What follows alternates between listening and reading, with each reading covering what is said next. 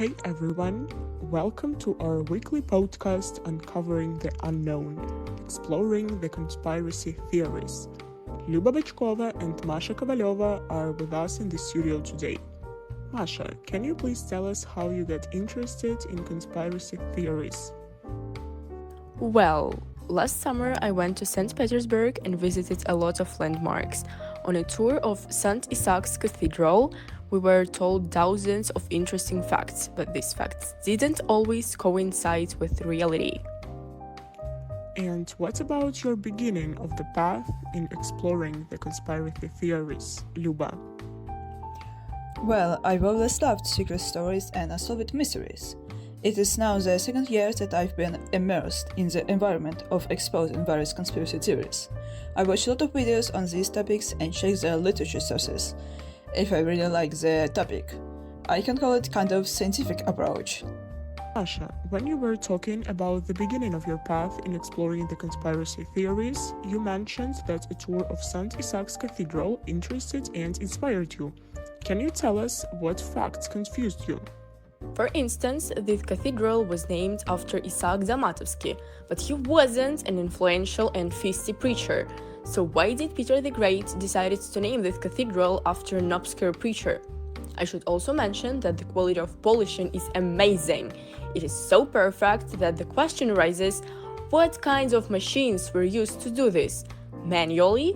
It is hard to believe now. Neither the documents nor the notes of contemporaries say anything about the manufacture of external columns. In those days, there was a deficiency of technologies. Last but not least, the colossal building with a height of more than 100 meters stands on a powerful foundation under which almost 11,000 piles were driven. The temple is surrounded by 48 columns carved from solid monolith, 114 tons each. How did people manage to put up these columns in those days when there were no cranes?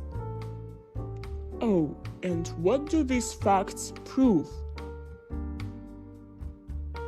I can't say for sure, but I can assume that this cathedral was built in the ancient era. Each and every time I think about it, I feel like I have an ailment.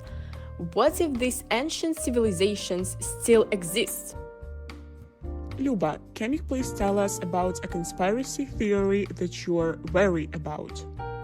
Well, most of my favorite conspiracy theories are related to the afterlife. One of them is voices in white noise. Many people like to believe that if they buy a very old radio and switch between stations, they can hear sounds and voices in white noise. These people think that these are voices of the dead trying to contact them. Although in fact, given what old-fashioned radios they use, it can easily turn out to be an accidentally caused by mistake, by a signal from another station or radio receiver, for example.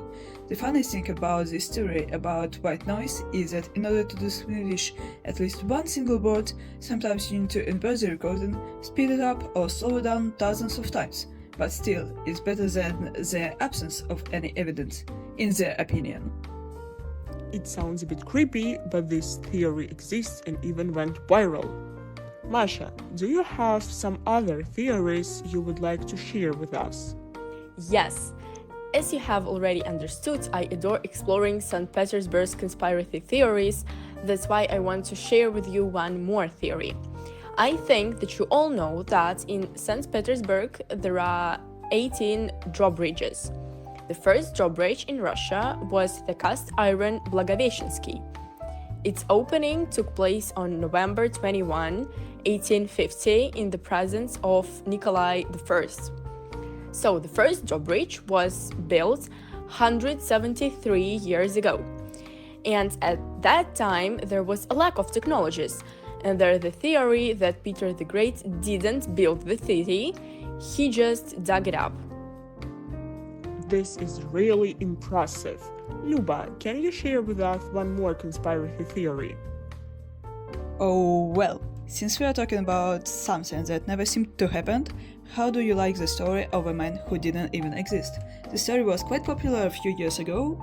It is about a man who arrived in Japan in 1954 from a country called Tauret, with a passport of this country which had authentic seals of other countries on it. No matter how hard you search for this country, Tauret, on a map, it simply does not exist. According to a legend, after this man was imprisoned under supervision, he disappeared without leaving any trace. Many narrow-minded people consider this person to be an alien or a time traveler, but, well, there is some truth in the story. This man really existed, but his history is completely different. This man entered Japan with a fake passport made by hand and did not get caught. No matter what, he got caught after this, cashing fake checks.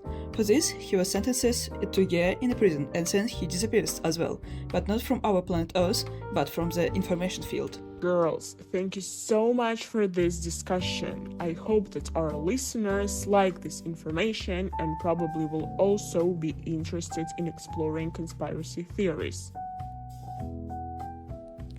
Thank you for inviting us. Bye bye. Thank you so much and have a nice day.